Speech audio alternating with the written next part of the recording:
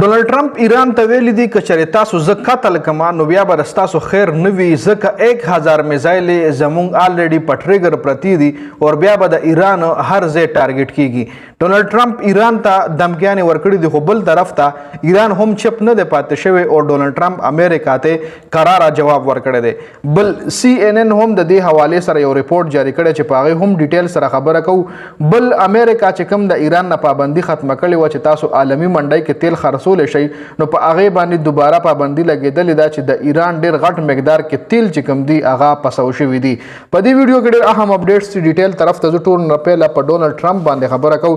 ډونالډ ټرمپ ایران ته ویلي دي که تاسو زه مړ کړم نو بیا به ستاسو خیر نه وي. موږ سره 1000 میزایل تیارې پرتې دي صرف بټن وهل دي اور موږ سره 1000 نه پس مزید 1000 میزایل نورې هم دي چې به هم په تاسو باندې مونږه درپرېږدو.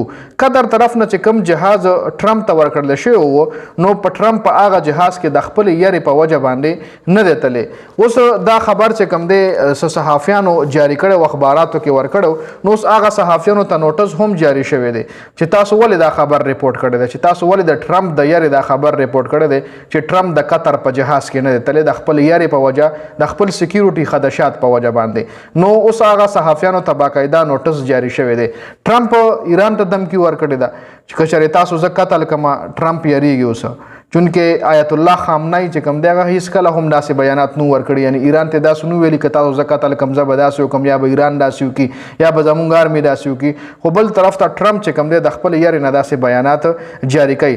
د ایران سینیر سیاستدانانو ویلي دي که امریکا زموږ مفاهمتي خبرو نه شاته کیږي نو موږ خپل دفاع لپاره امریکې سره په هر میدان کې جنګیږو. موږ د خپل ملک دفاع لپاره په هر میدان کې کلک ولاړ یو. ترجمان ایران وزارت خارجه ویلي دي چې ایرانی آرمی په ټریګر ګوته ایښودې ده او مسلسل په دشمن باندې نظر ساتي.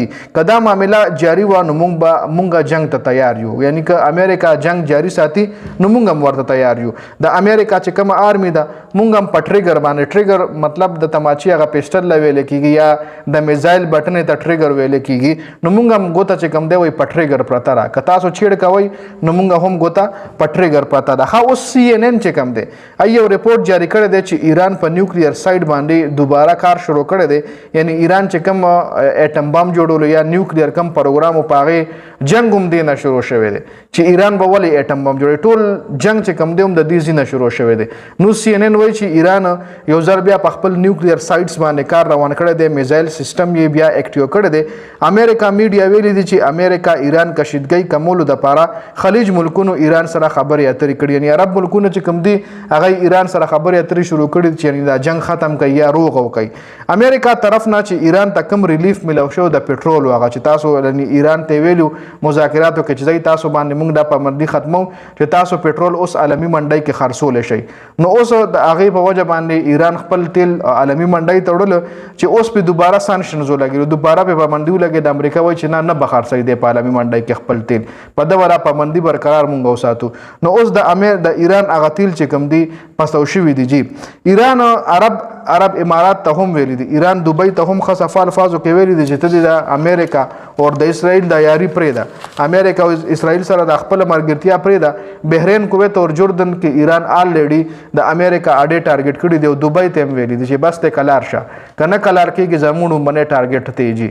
او همیشه جنگ چې شوی دی نو زیات میزایل زیات ډرونز چې کوم دی ایران هم په عرب اماراتو باندې ورخوشي کړي دي چې د هغې آلریډي عرب امارات کې نن سبا د هر کلي د هر کور د هر ملت مسافر وي تپوس ته وکوي چې تش درز غوبل به په عرب اماراتو کې. خیر دا اپډیټ سو دې حوالې سره ستاسو سره دا کمنټ لازمي وکړئ.